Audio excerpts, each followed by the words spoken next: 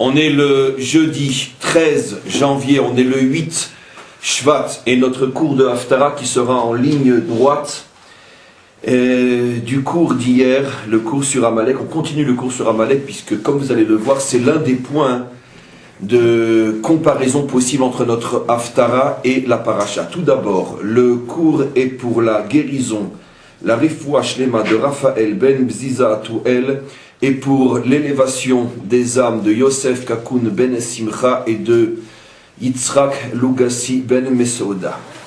En tous les cas, on revient donc sur ce qui a été dit.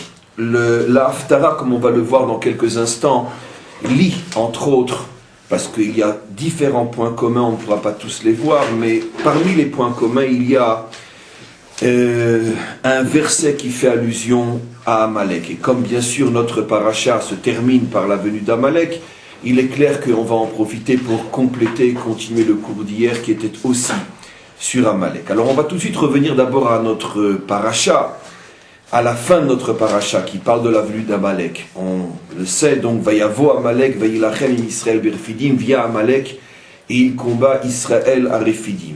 Et tout de suite, Vayomer Moshe el Yehoshua bechar lanu anashim vetse ilachem be'Amalek. Moshe dit à Josué, dit à Yehoshua, prends avec toi des soldats et sors te battre contre Amalek.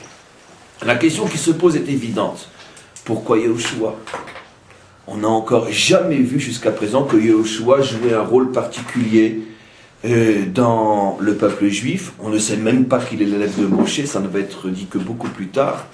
Yehoshua va être choisi pour être le remplaçant de Moshe que dans 40 ans. Et la première fois qu'on va nous apprendre que c'est son élève, c'est aussi beaucoup plus tard, en tout cas 3 mois après, 4 mois après pratiquement, au moment de la faute du veau d'or. Or ici, on est seulement 1 semaine après la sortie d'Égypte. Et tout de suite, sans nous prévenir qui est Yehoshua, d'où il vient, que fera-t-il, à quoi est-il destiné, tout de suite, Moshe choisit Yehoshua pour se battre contre Amalek. Or, il y a des personnages apparemment beaucoup plus importants que l'on connaît déjà, entre autres Aaron. Moshe a tout fait avec Aaron. Pourquoi ne demande-t-il pas à Aaron de se charger de cette guerre-là ou de l'organiser, ou peu importe. En tous les cas, ou Hur qui va être cité, qui va être avec Moshe sur la colline en train de l'aider à prier, peu importe. D'où vient Yehoshua? Donc il est clair que si Moshe choisit Yehoshua, il est donc absolument évident que Moshe sait que le combat, la lutte contre Amalek doit passer par Yehoshua. Seulement Yehoshua est capable de se battre contre Amalek. Et évidemment, on commence tout de suite à comprendre pourquoi. Yehoshua est de la tribu de Yosef. Yehoshua est le descendant direct de Yosef en passant par son fils Ephraïm. Yehoshua, descendant d'Ephraïm. Et donc il semblerait que Moshe comprend que ne peut se battre contre Amalek à ce niveau-là, à cet endroit-là, que quelqu'un qui descend de Yosef. Et effectivement, le plus illustre des descendants de Yosef à l'époque de Moshe, c'est bien évidemment Yehoshua. D'où le choix de Moshe. Maintenant, on ne comprend bien sûr pas encore pourquoi faut-il que ce soit un descendant de Yosef ou d'Ephraïm qui se battent contre Yehoshua, contre Amalek.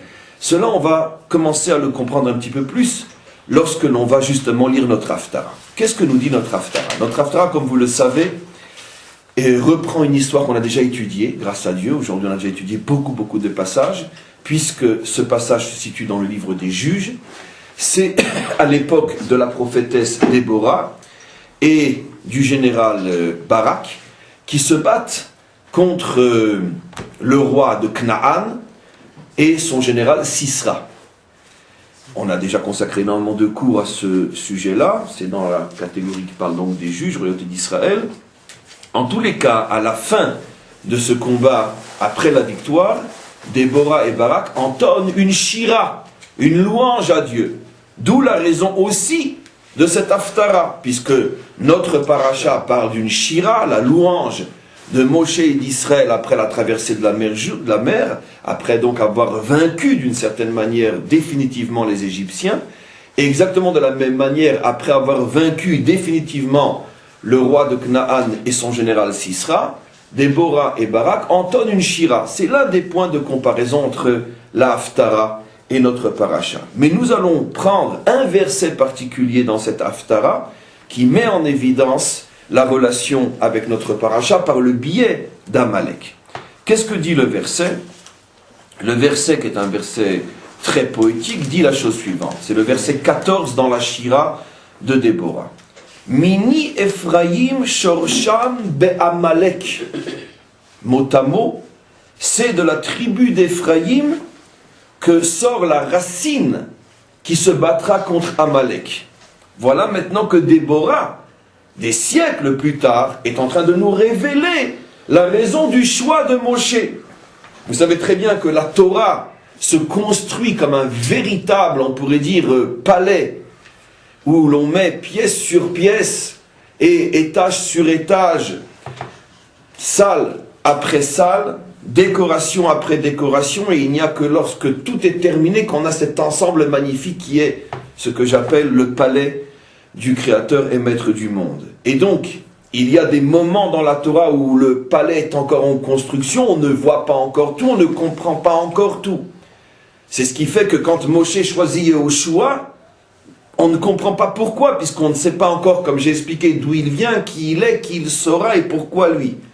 Il faut attendre des siècles, à un moment où ce palais est déjà bien construit, pour que Déborah vienne et elle nous révèle, elle, pas totalement, mais un petit peu plus, elle nous révèle pourquoi Moshe avait fait ce choix il y a des siècles, lorsqu'il a pris au choix pour se battre contre Amalek. Et elle nous dit, Mini Ephraim Shorsham Be'amalek. C'est de la tribu d'Ephraïm que sort la racine qui se bat contre Amalek. Et elle continue. Acharecha. Et après cette racine qui sort d'Ephraïm pour se battre contre Amalek, après elle, il y a une autre racine qui va se battre contre Amalek, Benyamin. Et qui, elle, sortira de Benyamin. Qui s'est battu contre Amalek sortant de Benyamin? Le roi Shaoul, bien sûr. Be'amamecha, qui viendra avec une grande armée. Rashi explique, Mishoresh Ephraim, il ne fait que dire en hébreu ce qui est dit d'une manière poétique dans le verset, ce que j'ai expliqué en français, c'est de la racine d'Ephraim, Yatsa Shoresh Yoshua bin Nun, qui est sorti, la racine qui se bat contre Amalek, qui est donc Yoshua bin Nun, et il continue, Acharecha Yakum Mishevet Benyamin Bime Shaoul, et après viendra une autre force, une autre racine qui se battra contre Amalek, et c'est le roi Shaoul qui sort de Benyamin. Je ne sais pas si vous vous rendez compte, on pourrait dire le fil conducteur inimaginable qui traverse tous les cours de la semaine. N'oublions pas que les 3 premiers jours de la semaine, on a parlé précisément des 2 rois issus de Rachel, qui sont Jéroboam, issu de Ephraïm, et Shaoul, issu de Benyamin. On a montré, on va l'expliquer plus encore aujourd'hui. Aujourd'hui, on va faire une sorte de résumé de tous les cours de la semaine.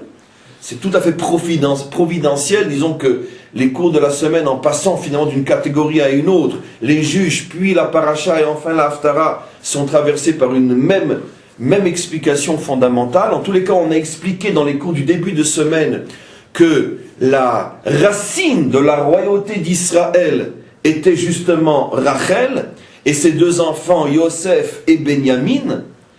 Et on a appelé la royauté de Rachel la royauté qui est au niveau de la fécondation. On a expliqué que pour qu'une chose apparaisse et soit vivante, elle doit passer par 2 grandes étapes, bien qu'aujourd'hui on va nuancer un petit peu, on va rajouter de nouvelles pièces à notre puzzle, mais fondamentalement il y a 2 grandes étapes qui sont la fécondation et la naissance.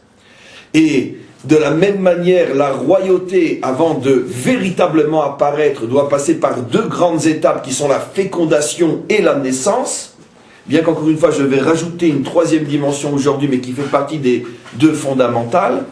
Et on a expliqué que les 2 étapes de la naissance de la royauté sont représentées par 2 mères. Rachel, qui incarne la fécondation de la royauté d'Israël, et qui va donner donc 2 enfants qui incarnent cette fécondation, Yosef et Benyamin, et Léa, elle, incarne la royauté naissante, réalisée, accomplie, avec bien sûr Yehuda et surtout le roi David, et plus encore que surtout le Mashiach lui-même, qui est donc un descendant direct de père en fils de Léa.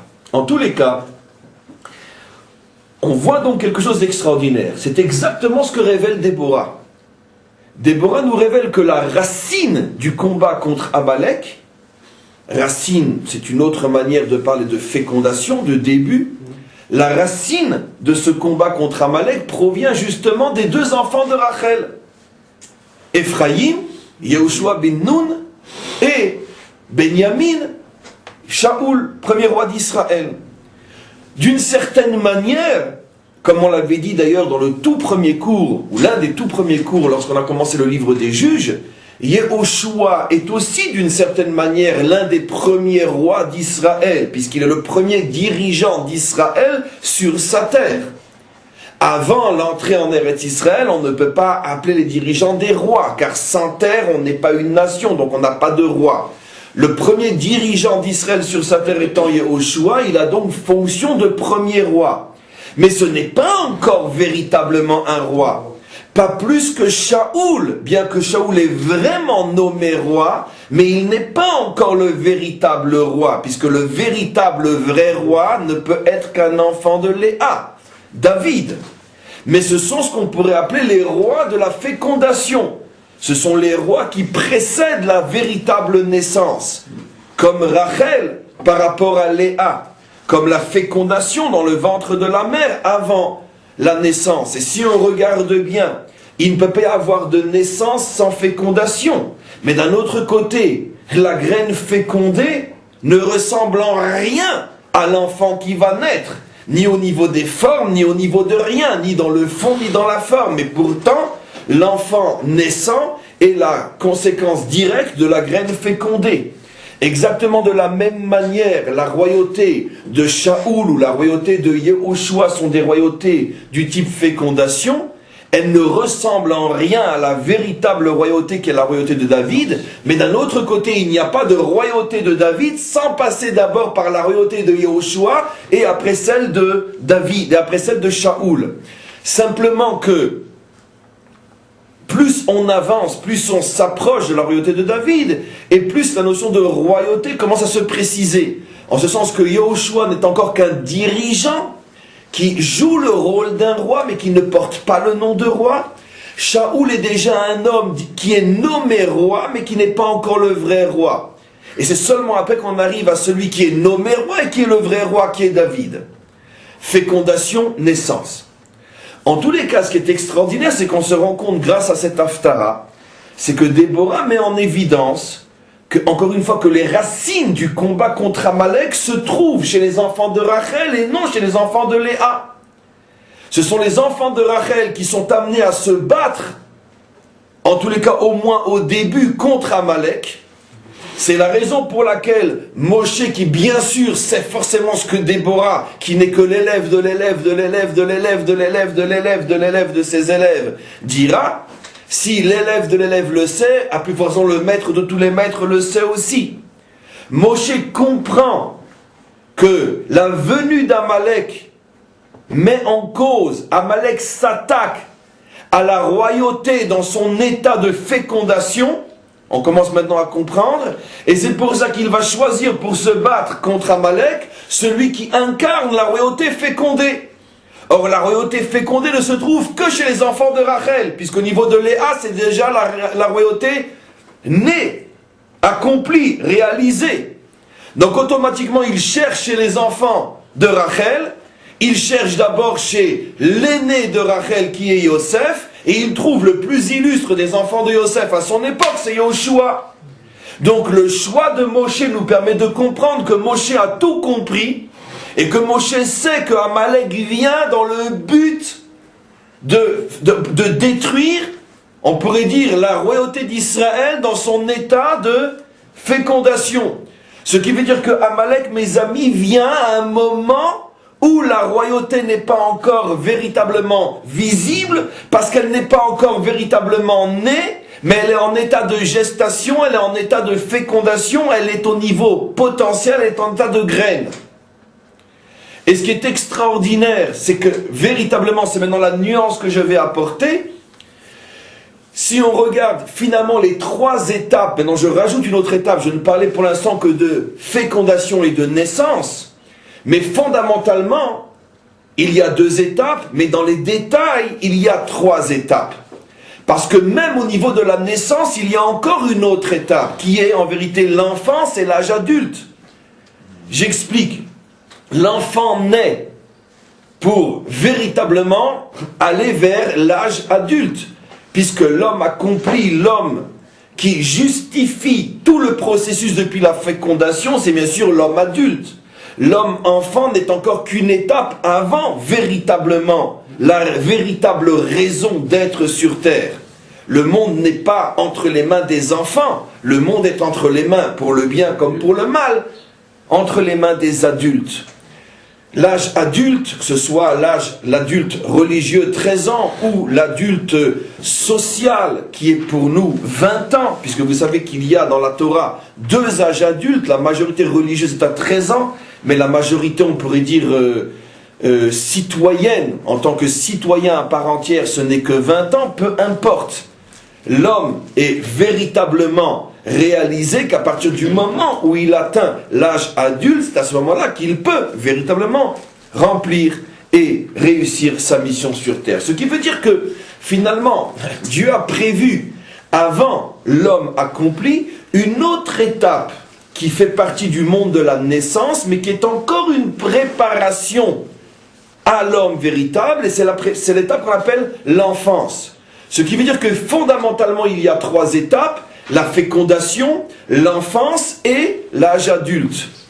Maintenant, on peut dire que la période enfance fait déjà partie du monde de la naissance, mais je préfère dire, parce que c'est beaucoup plus juste au niveau d'une vision plus profonde et plus authentique, je préférerais dire que la période enfance fait encore partie de la dimension fécondation.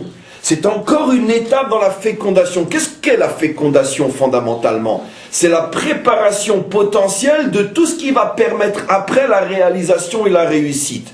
La période de la fécondation, c'est l'élaboration de la graine, où tout est donné, où tous les instruments, tous les outils de la réussite future sont apportés et donnés à ce moment-là.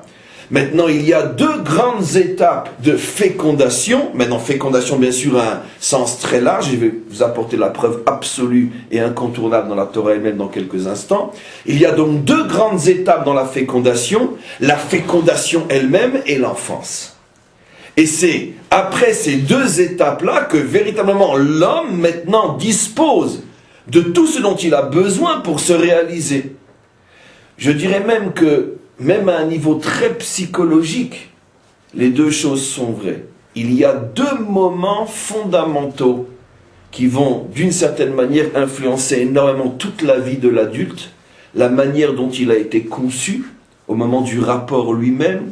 C'est peut-être, à mon sens, tel que je comprends les choses, au moins 40, presque 50% de ce qu'il sera plus tard. D'après les maîtres de la Kabbalah, je n'oserais pas nous faire peur en disant que c'est pratiquement du 100%.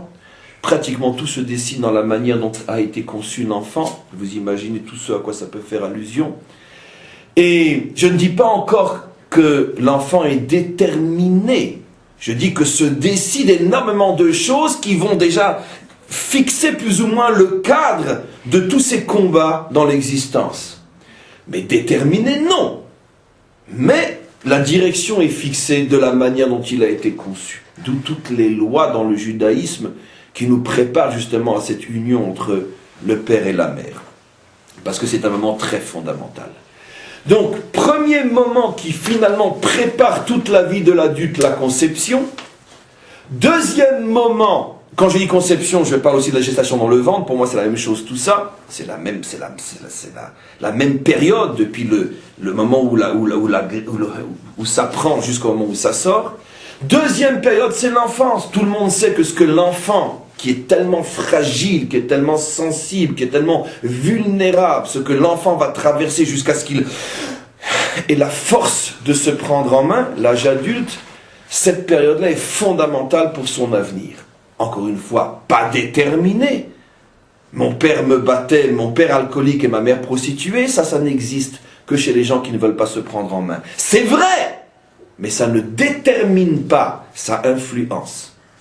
La précision est énorme, parce que sinon on tombe dans n'importe quelle cochonnerie intellectuelle.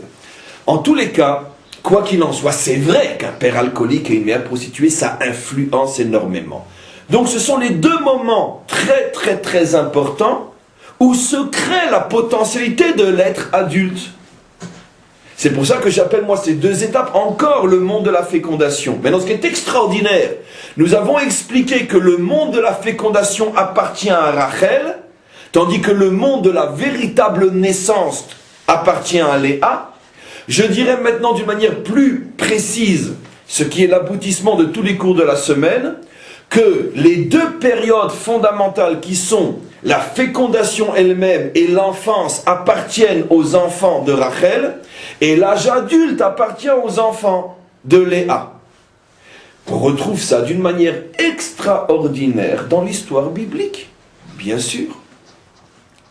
Yehoshua, enfant de Rachel, enfant de Yosef, et le premier chef d'Israël qui se bat contre Amalek, au moment où Israël est fécondé, puisque rappelez-vous le cours d'hier, on a appris hier que c'est au moment de la traversée de la mer qu'à ce moment-là la fécondation est terminée, c'est-à-dire que l'ovule a pris. On a reçu, pour voir pour ceux qui sont intéressés, j'étais sûr que ça allait se faire, un commentaire extrêmement intéressant sur le cours d'hier d'une femme médecin qui nous explique comment effectivement on voit dans les moindres détails du corps humain que la fécondation correspond à ce que la Torah appelle l'ouverture de la mer. Elle donne des détails scientifiques très intéressants. Et donc on ne s'est pas trompé hier, effectivement. C'est normal, puisque ce que j'ai dit, je ne l'ai pas inventé, je le tiens de nos textes. Donc, effectivement, la fécondation, c'est-à-dire qu'en vérité, depuis la sortie d'Égypte jusqu'à la traversée de la mer, la semence est dans la matrice féminine, comme dans n'importe quel rapport, mais on n'est pas encore sûr que ça va prendre, puisque les Égyptiens peuvent encore nous ramener en Égypte, avec tout ce que cela veut dire au niveau du décodage. Au moment où la mer s'ouvre, et qu'à ce moment-là, ça y est, on est nous d'un côté et eux de l'autre, ça y est, le spermatozoïde a pénétré l'ovule, selon l'explication qui est sur le site, vous pourrez le voir dans les commentaires en dessous du cours. À ce moment-là, il y a une pénétration, qui est une véritable ouverture de l'ovule, qui ressemble à l'ouverture de la mer, puisque comme le dit ce médecin, n'oublions pas qu'il s'agit de substances qui sont liquides, il y a une ouverture de l'ovule qui permet le passage à l'intérieur, une fissure, elle appelle ça, de l'ovule, qui permet le passage du spermatozoïde. Donc c'est une véritable ouverture de mer. À ce moment-là, il y a ovulation, fécondation. C'est à ce moment-là qu'arrive Amalek, au moment de la fécondation, et c'est à ce moment-là que Yehoshua doit se battre contre Amalek. Ce qui veut dire encore une fois que, puisque les enfants de Rachel incarnent la royauté naissante, ou plutôt la royauté fécondée, et que dans la royauté fécondée, il y a deux étapes qui sont le niveau de la fécondation lui-même et le niveau de l'enfance. Au niveau de la fécondation, qui incarne la royauté fécondée? Les enfants de Yosef, Yehoshua. Vient Amalek à ce moment-là pour empêcher l'ovule de se transformer en enfant. Qui doit défendre l'ovule? Yehoshua. Plus tard, une fois qu'Israël est rentré sur sa terre, c'est-à-dire que l'enfant est né, mais l'enfant né est d'abord un enfant. Il n'est pas encore adulte. À nouveau vient Amalek. Et celui qui va devoir se battre contre Amalek à ce moment-là, c'est qui? C'est celui qui incarne la royauté enfant. Encore une fois, un enfant, un fils de Rachel, mais cette fois-ci fils de Benjamin. Et quel est celui qui se bat à la fin Après, c'est le Mashiach lui-même. On va voir tout de suite. C'est Mashiach lui-même. C'est intéressant parce qu'après, on ne verra plus de combat jusqu'à Mashiach, l'âge adulte. Ah maintenant, regardez. Regardez comment ce secret incroyable, mes amis, est écrit dans la Torah. Comment, d'abord, j'ouvre, et je vais faire une parenthèse tout de suite, comment, vous voyez comment, tout ce qui se passe au niveau du corps humain, on le savait, mais là on le voit, et c'est la différence entre savoir et voir. Quand on voit, c'est beaucoup plus fabuleux que quand on sait. On savait très bien que le corps humain représente et fait allusion à des secrets incroyables, même au niveau de l'histoire humaine. Mais là, on en voit une description merveilleuse, extraordinaire. Comment tout le processus du rapport entre un homme et une femme, de la fécondation, de la gestation, de la naissance, de l'enfance, de l'âge adulte, correspondent à des périodes, pour nous, fondamentales dans notre histoire, avec des événements que l'on connaît, des hommes dont on connaît le nom, des histoires que l'on peut apprendre, qui sont bien sûr toutes codées, mais que nous, maîtres d'Israël, devons déchiffrer.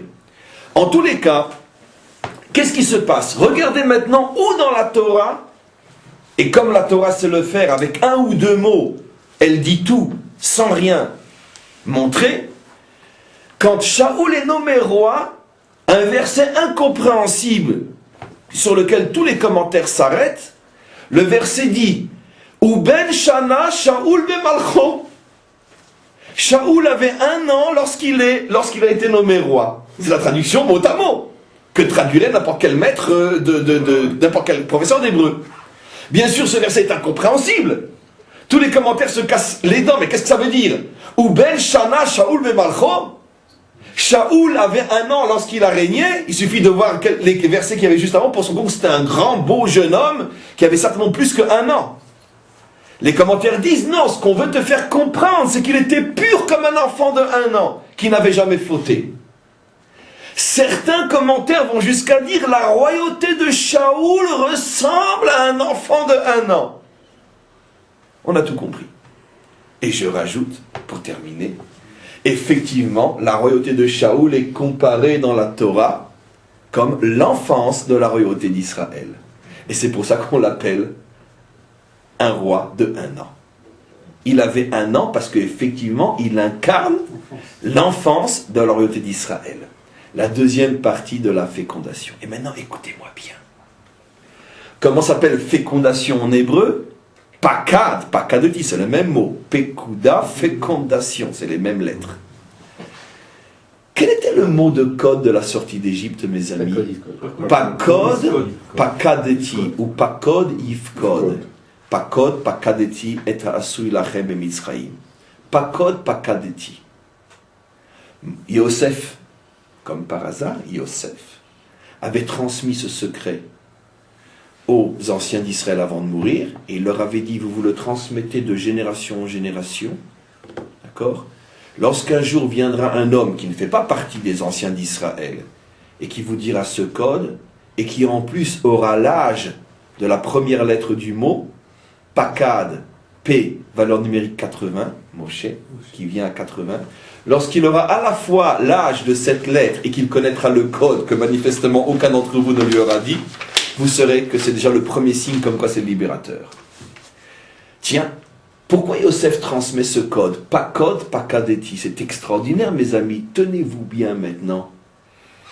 On a 4 langages de la délivrance. On a d'ailleurs consacré un cours, Parshat Va'era, aux 4 langages de la délivrance. Otseti, Itzalti, Gaalti, Lakarti.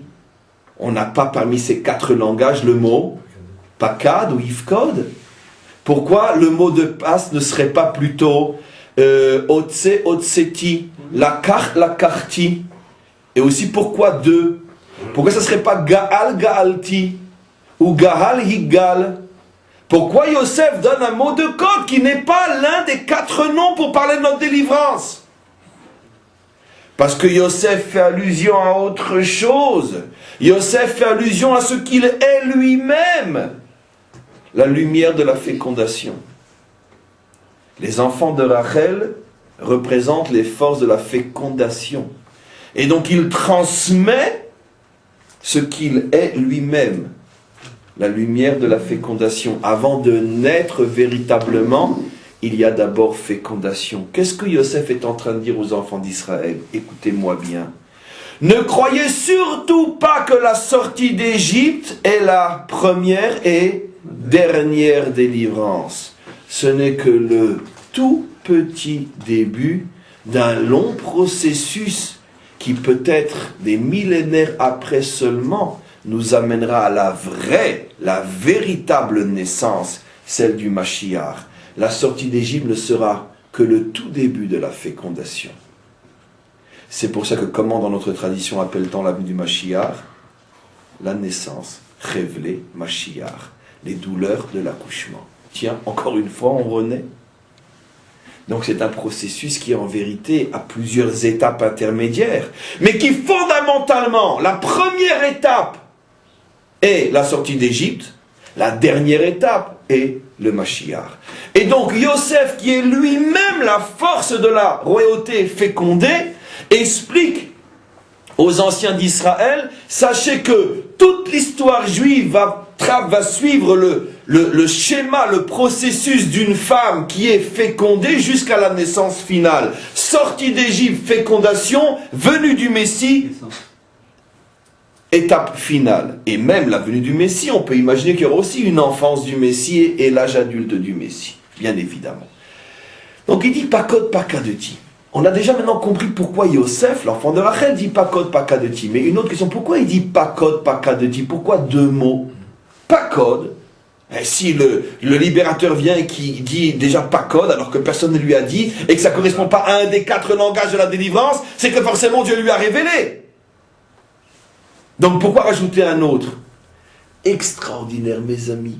Lorsque Shmuel, mais bien sûr, vient chez Shaoul pour lui dire maintenant il faut te battre contre Amalek, qu'est-ce qu'il lui dit? Pakadeti et asher asalecha Amalek. Le deuxième terme. Est venu le temps de régler les comptes avec Amalek, mais le mot utilisé est Pakadeti. Pakad, Pakadeti, Yehoshua, Shaoul. Amalek va être attaqué 2 fois, ou plutôt il va nous mettre en danger 2 fois dans notre histoire. Une fois à l'époque de Yehoshua, premier Pakad, une autre fois à l'époque de Shaoul, deuxième Pakad. Quand Yosef dit Pakod, Pakadeti, il fait allusion aussi à la guerre contre Amalek. Il transmet aux anciens d'Israël le secret des secrets. Il transmet 2 choses. Il transmet d'abord la notion de Pekouda, c'est-à-dire il explique aux anciens d'Israël que l'histoire juive commence par une fécondation et que cette fécondation se répétera à plusieurs reprises dans notre histoire, et ce n'est que beaucoup plus tard qu'on aura véritablement la naissance. Et il transmet aussi, sachez que tant que le peuple juif sera en état de fécondation, son véritable ennemi, le véritable danger, c'est Amalek. Amalek vient tout le temps lorsque Israël est en état de fécondation. Pakod, Pakadeti. Il vient une fois au moment où se produit la première véritable fécondation, au moment de la traversée de la mer. Et il vient une deuxième fois à un autre moment fondamental de fécondation, lorsque naît l'enfance de la royauté d'Israël avec Shaoul. Pakod, Pakadeti. C'est fabuleux. Quel miracle. Quel... Bon, mon Hachem. Ça rapporte au Amalek toujours. Voilà. Mais bien sûr, et on y arrive. Mais doucement, mes amis, car c'est trop grand, et on devrait déjà tous s'arrêter maintenant et se mettre à pleurer, dire merci au Maître du monde de nous révéler des choses pareilles. Malheureusement, on s'habitue. C'est ça le problème qu'il y a dans l'homme, c'est que on n'arrive pas à être à la hauteur des cadeaux qu'on reçoit. C'est tellement immense ce que Hachem donne et révèle, qu'on croit que finalement c'est évident, quoi. C'est de l'acquis d'avance. En tout cas, merci Hachem. En tous les cas, on continue maintenant. Et donc, qu'est-ce qu'on voit là? On voit finalement que le phénomène Amalek, c'est un phénomène donc qui essaye d'attaquer Israël au moment où Israël est le plus fragile. Ça, on l'avait déjà compris et expliqué hier. Quand Israël est en état de véritable fragilité, quand tout peut être encore remis en question, le plus facile, c'est de remettre en question l'ovulation. Ce qu'on appelle tout simplement la pilule, d'une certaine manière. Amalek, c'est la pilule. Tiens, c'est pas mal ça. Amalek, c'est la pilule. La pilule qui n'est pas justifiée, bien sûr. Amalek, c'est la pilule. Il empêche la fécondation. Ou s'il y a fécondation, il la tue d'une autre manière. Après, si on n'arrive pas à stopper la fécondation, on peut encore espérer se débarrasser de l'être quand il est encore enfant. C'est plus facile de tuer un enfant que de tuer un adulte. Mais lorsqu'il est adulte et qu'il est fort et qu'il sait se défendre, c'est plus difficile. Amalek est lâche. Amalek est un chien. Amalek est une ordure. Amalek ne s'attaque qu'aux faibles. Amalek nous attaque, nous, lorsqu'il sait qu'on est extrêmement fragile. Il attaque pendant la période de fécondation ou pendant la période de l'enfance. Si on essaye de déchiffrer un petit peu plus tout ce que cela signifie,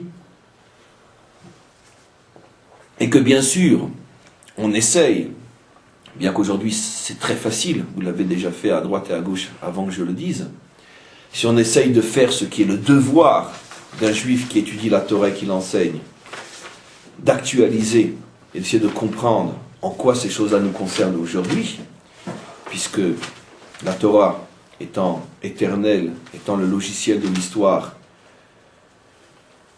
les mécanismes, les processus doivent pouvoir être vérifiés en tout lieu et en tout temps.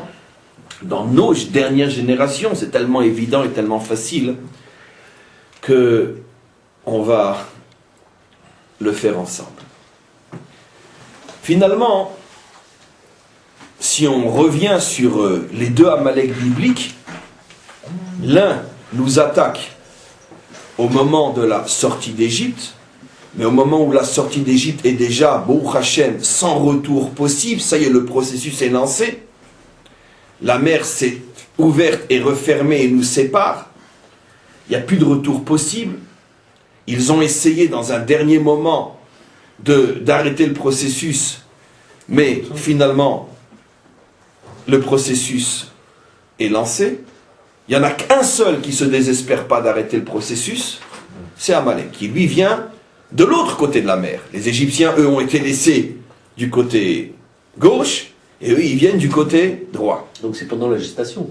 C'est juste au moment de l'ovulation. À ce moment-là, vient une tentative de cesser le processus, d'empêcher que la femme soit enceinte. Mais qu'est-ce qui se passe?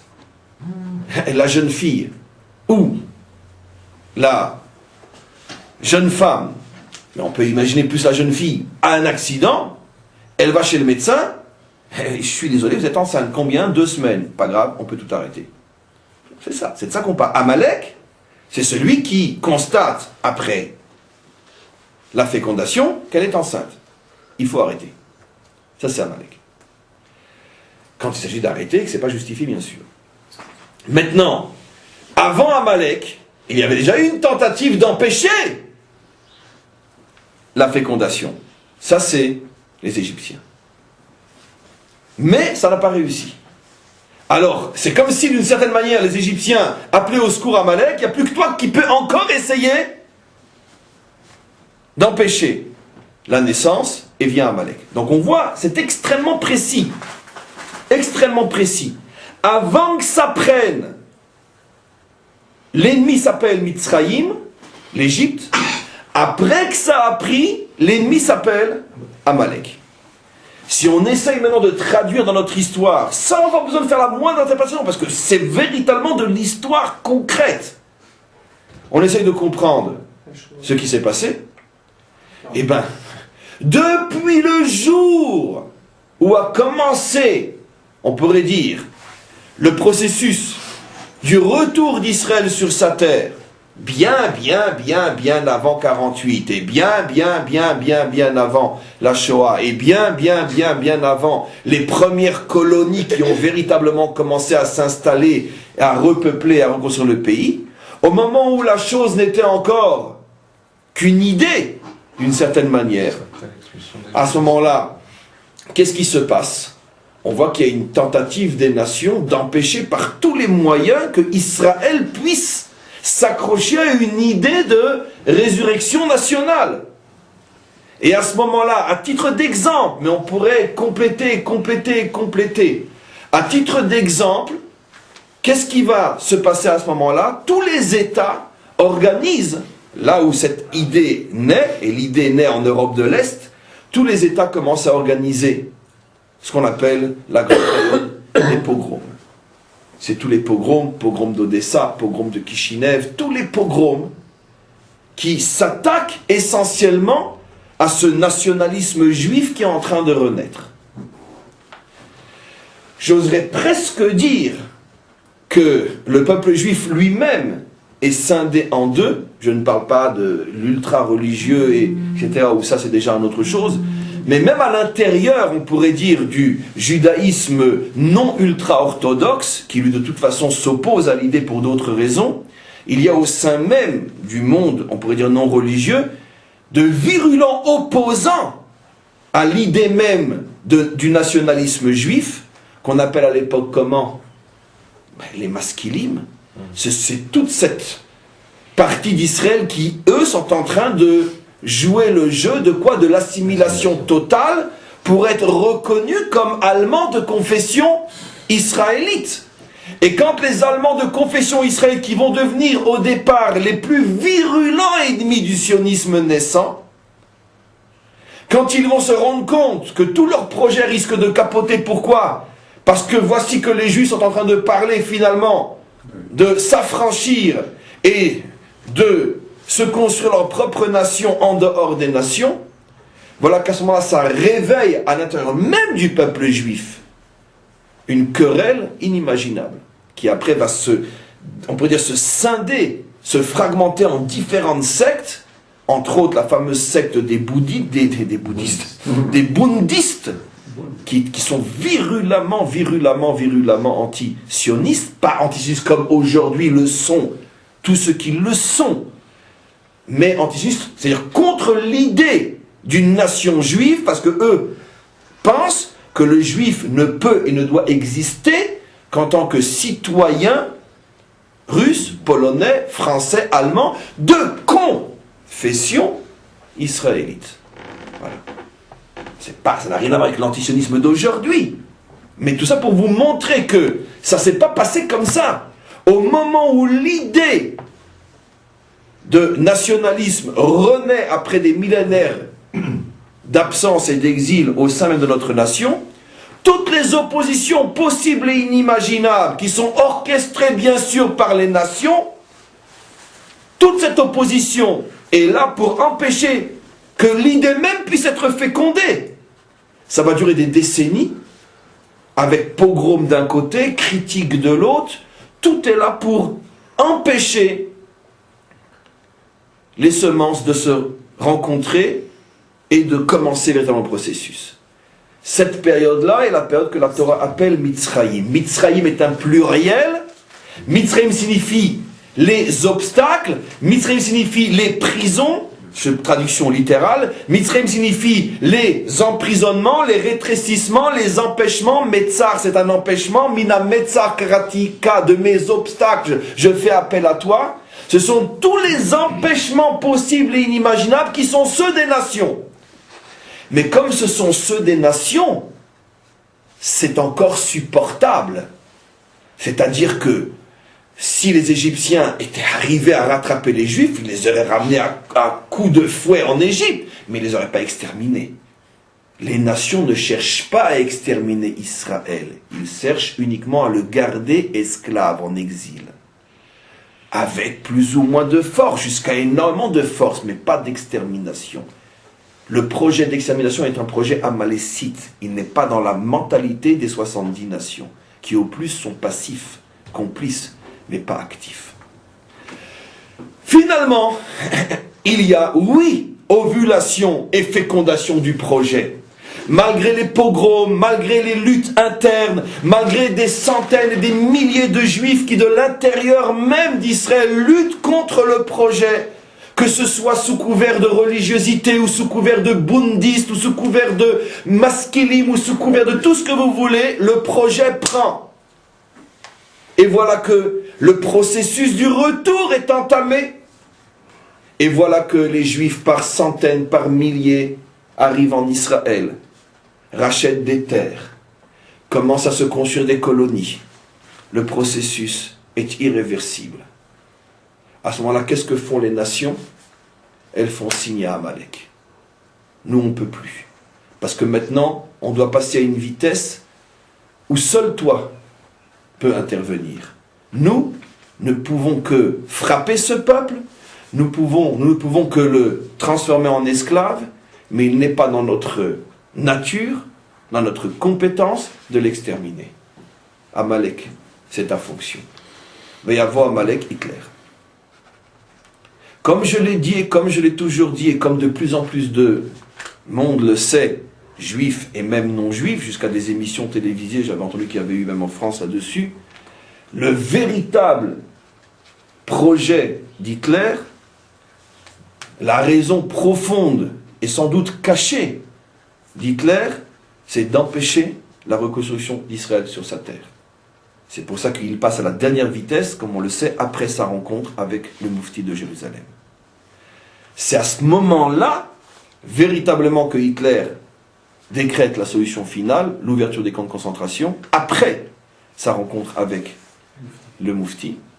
Et tout le processus de l'extermination des Juifs est fondé au départ sur cette crainte, sur ce refus de voir les Juifs obtenir une nation et une terre.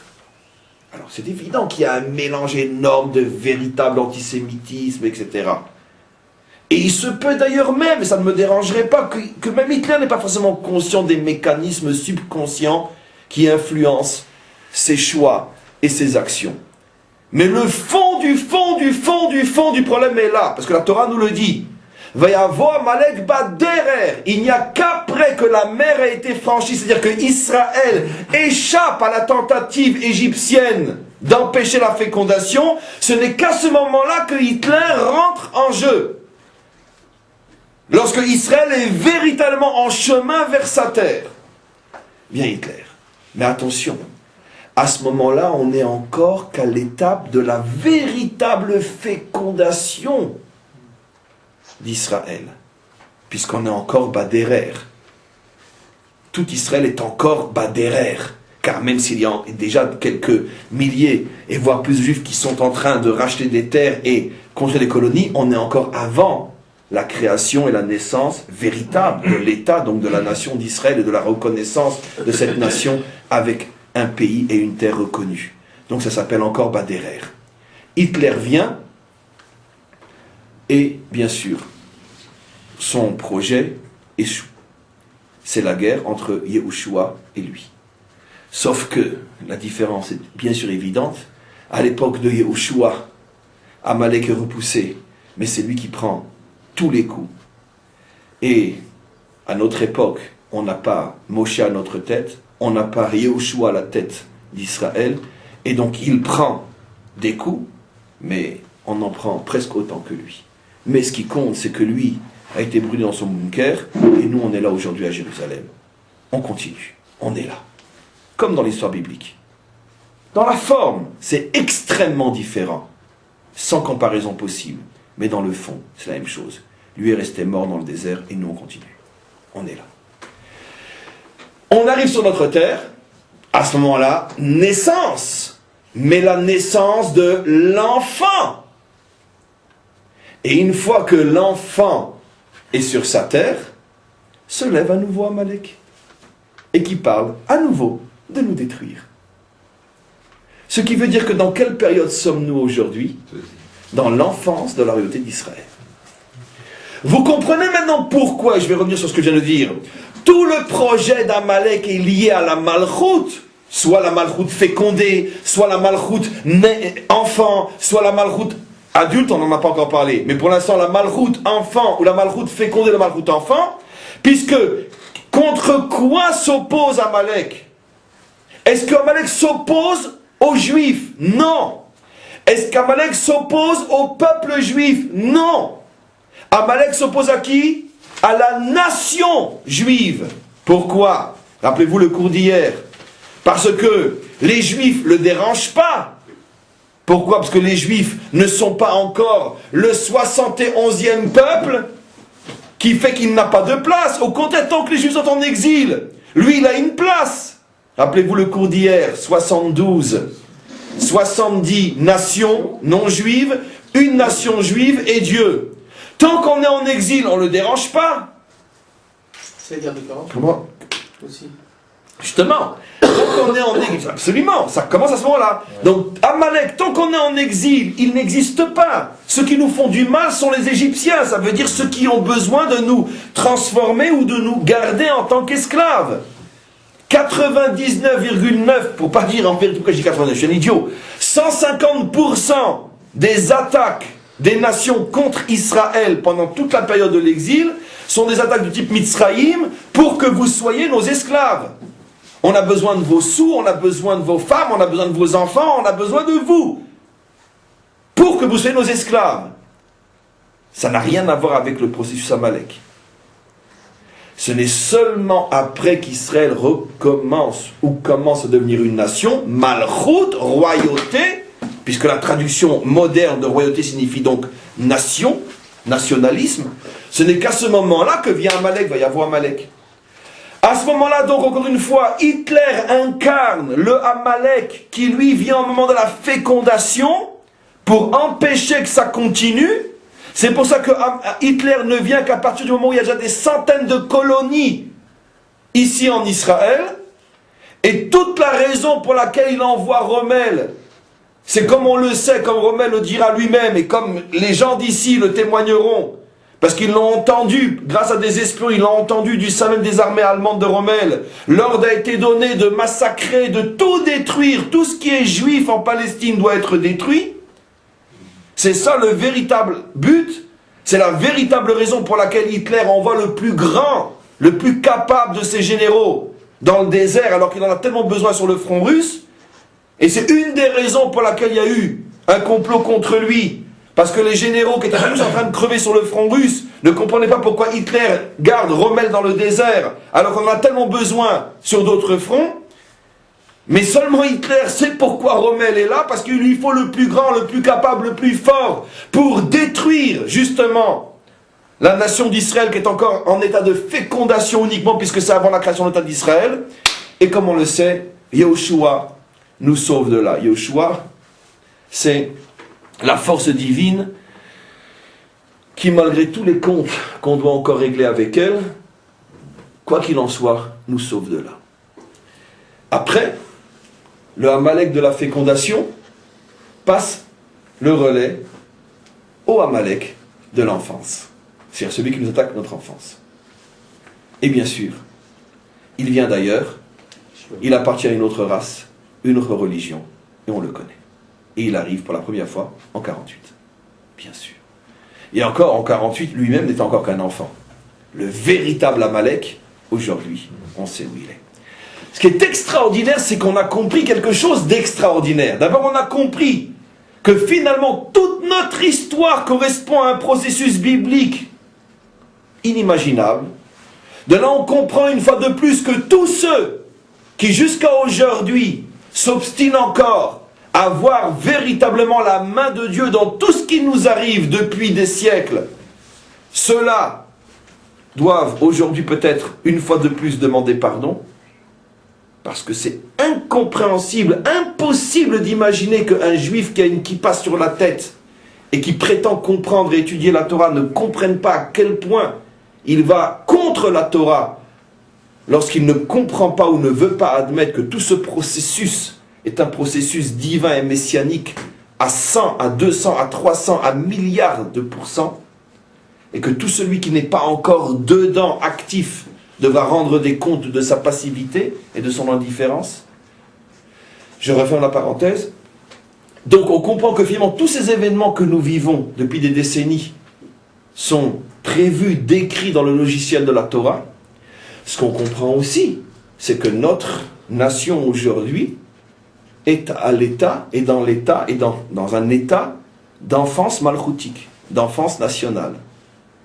Et c'est parce que nous sommes aujourd'hui en situation d'enfant que se lève un nouvel Amalek qui parle ouvertement de nous détruire.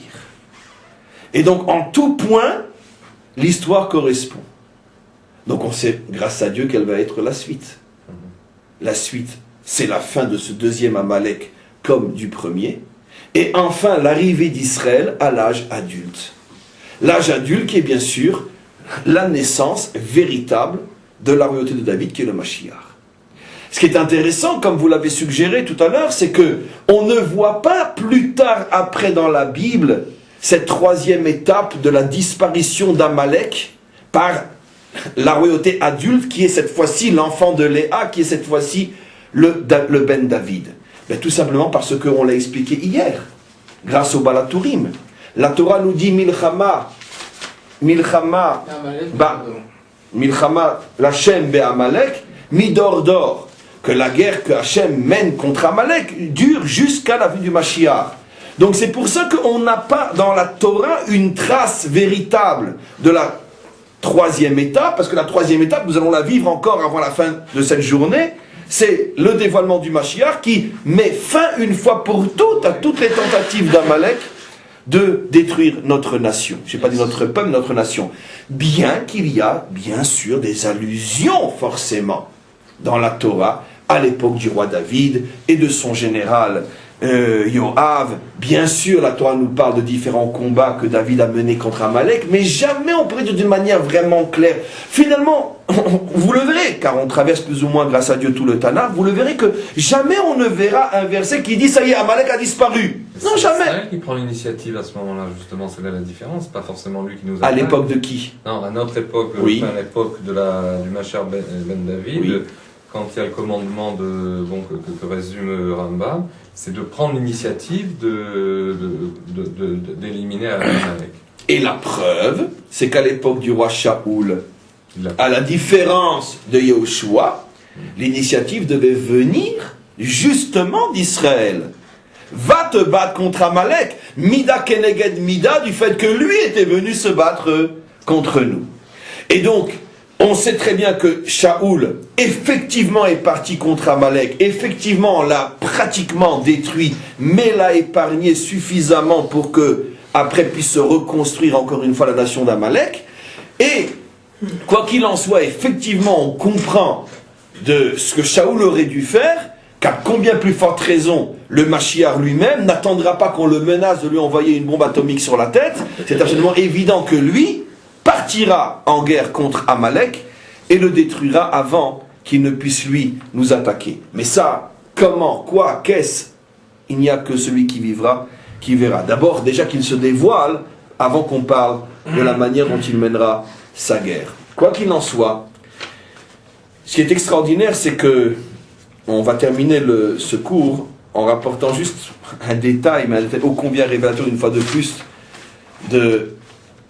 on pourrait dire des messages codés que parfois glissent et envoient les maîtres d'Israël sur notre Haftara, lorsque le Malbim, par exemple, veut commenter ce verset qui a servi au cours, donc ce verset où Déborah, dans sa louange, révèle que Ephraïm et Benyamin sont les premiers à s'être attaqués à Amalek parce que Amalek s'attaque justement à Israël lorsque la nation, lorsque la royauté est soit fragile parce qu'elle ne vient que d'être fécondée, soit fragile parce qu'elle est encore enfant. Et tous les commentaires, Rashi, Radak, peu importe, et en passant d'abord par le Targum Yonatan, tous disent ce que j'ai expliqué, tous sans exception, que ce verset fait donc allusion effectivement à la guerre de Yehoshua contre Amalek et la guerre de Shaoul contre Amalek, le fécondé et l'enfant. Et le Malbim rajoute quelque chose, c'est intéressant, il ne rapporte pas du tout ce commentaire. Alors généralement le Malbim, quand un commentaire est véritablement, on pourrait dire, installé, reconnu de tous les maîtres d'Israël, il le ramène et éventuellement il le complète, mais que le Malbim laisse un commentaire qui est celui de tous les maîtres d'Israël, sans même y faire allusion, c'est rare. Et là, au lieu de ramener le commentaire de Rashi, de Targum, de Radak, etc., il explique ce verset qui dit que finalement, Ephraïm se bat contre Amalek, ou Benyamin se bat contre Amalek. Il dit une chose incompréhensible, il dit, ce verset signifie que Israël se bat contre Amalek, comme il est rapporté à l'époque d'un autre juge, Gidéon, qui lui a dû se battre contre Moab et Ammon, qui était venu se battre avec Israël, qui était venu se battre contre Israël avec Amalek. J'explique en quoi on ne comprend rien à ce qu'il dit. Il est en train de commenter notre Haftara, qui se situe à l'époque de Déborah et Barak. L'histoire de Déborah et Barak s'est passée un siècle ou un siècle et demi, peu importe, après l'histoire de Gidéon. À l'époque où on est attaqué, donc, à l'époque de Déborah et Barak, on n'est pas attaqué ni par Ammon, ni par Moab, ni par Amalek, on est attaqué par le roi de Canaan, se trouvait sur notre terre avec son général Sisra. Alors c'est vrai que Déborah fait allusion à Amalek, mais les commentaires ont expliqué à quoi elle fait allusion, à un Amalek beaucoup plus fondamental. Celui de l'époque de Moshe, celui de l'époque de Shaoul. Shaoul d'ailleurs qui n'existe pas encore à cette époque-là. De là on voit que Déborah est une prophétesse, etc.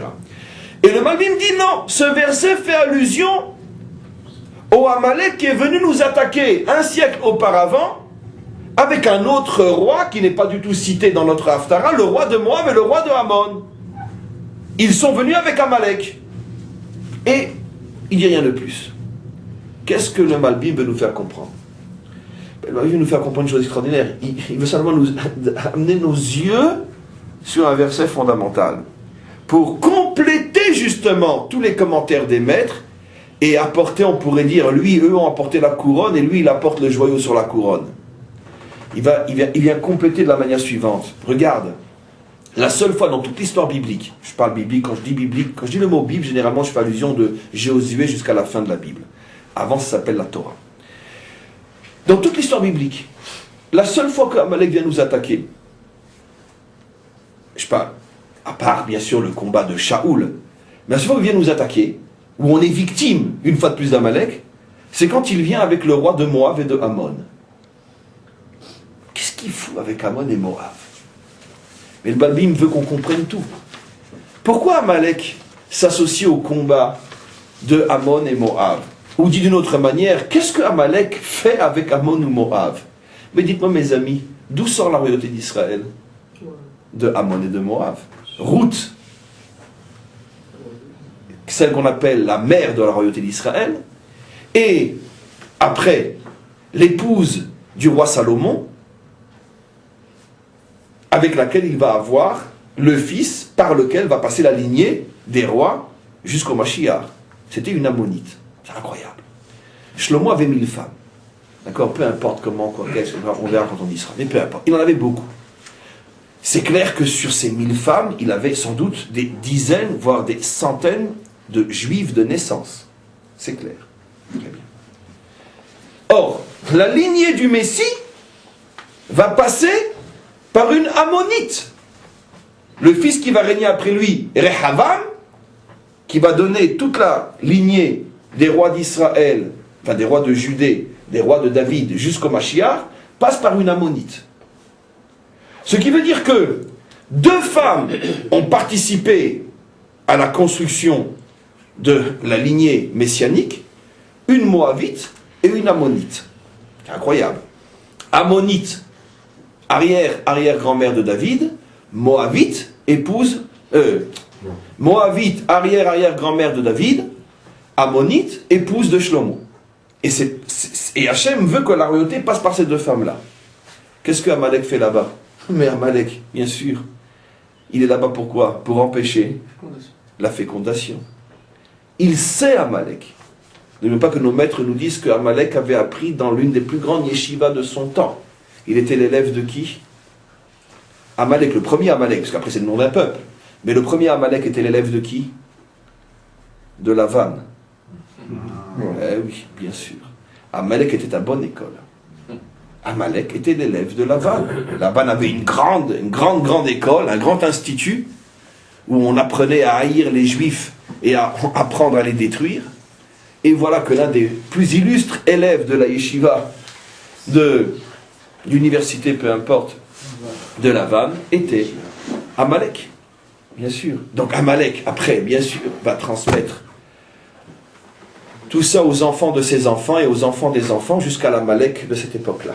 Et donc, certainement que Lavan savait que la royauté d'Israël devait passer par les descendants des 2 filles de Lot, puisque comme on le sait, on a déjà consacré suffisamment de cours à cela, tout ça a bien sûr un sens, pourquoi ça devait passer par Lot, pourquoi par un inceste, pourquoi par ses filles, qu'est-ce que ça représente. On ne peut pas tout rappeler à chaque fois.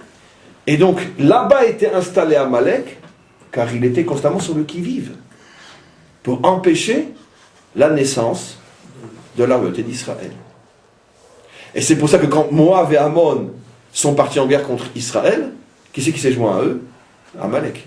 Pour se dire, bon ben au moins on va terminer le travail, et puis comme ça on est sûr que de toute façon Ammon et Moab ne donneront jamais la matrice de la royauté d'Israël, puisqu'il n'y aura plus d'Israël. Donc on voit que Amalek se situe toujours à l'endroit où il y a la possibilité de faire naître, de construire, de réparer, d'installer la royauté d'Israël. Là vient Amalek. Ce qui veut dire que finalement on peut conclure le cours en se disant la chose suivante: le fait qu'aujourd'hui à nouveau dans notre histoire quelqu'un parle de nous détruire, eh bien on peut lui dire merci. Parce qu'il confirme quoi?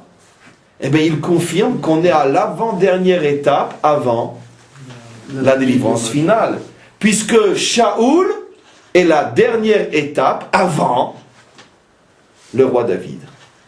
Et donc si aujourd'hui on parle à nouveau de nous détruire, nous avons la confirmation que nous sommes véritablement dans la dernière étape avant la naissance. Forcément, puisque le schéma est 100% identique. Bien sûr, on pourrait s'interroger sur le fait, mais il y a tellement à dire que c'est même pas la peine de le dire. Comment se fait-il que le premier Amalek moderne naît en terre chrétienne et que le deuxième Amalek moderne naît en terre islamique? La réponse est tellement évidente que la question est stupide. Mais c'est intéressant de le remarquer, que finalement, le Amalek qui nous attaque au moment de la fécondation est chrétien, l'Amalek qui veut nous attaquer au moment de l'enfance est musulman. C'est extraordinaire. C'est d'autant plus extraordinaire que n'oublions pas que le premier Amalek est issu d'une souche juive. Ben oui. Le grand-père d'Amalek, l'arrière-grand-père d'Amalek s'appelait Yitzhak. Oui. Ben oui. Et on revoit le même schéma en tout point. Mais mince alors! On aurait pu imaginer que tout d'un coup un Amalek se lève qui n'a rien à voir avec nous. Un Chinois, un Japonais, un Coréen, j'en sais rien. Qu'on puisse pas essayer d'établir un lien. Un Martien, peu importe. Ou tout simplement qu'il sorte d'une poubelle. Comment se fait-il qu'à chaque fois celui qui parle de nous exterminer a un lien avec nous, le christianisme issu de nous, l'islam, on le sait aussi, les liens inimaginables qu'il y a au départ entre la naissance de l'islam et le judaïsme, bien qu'ils font tout pour le nier et le cacher. Et ne serait-ce que dans le Coran, on ramène constamment la Bible de Moshe, Moussa, constamment. Plusieurs milliers de fois la Torah est amenée dans le Coran. On ne verrait jamais dans un livre de Confucius ou de Bouddha qu'on ramène la Torah. Eux au moins ils n'ont vraiment aucun lien avec nous.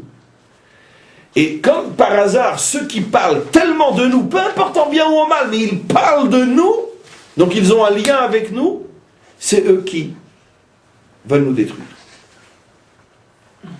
Donc on voit là aussi en tout point que le schéma biblique se répète à 100%. Amalek ne peut être que quelqu'un qui a un lien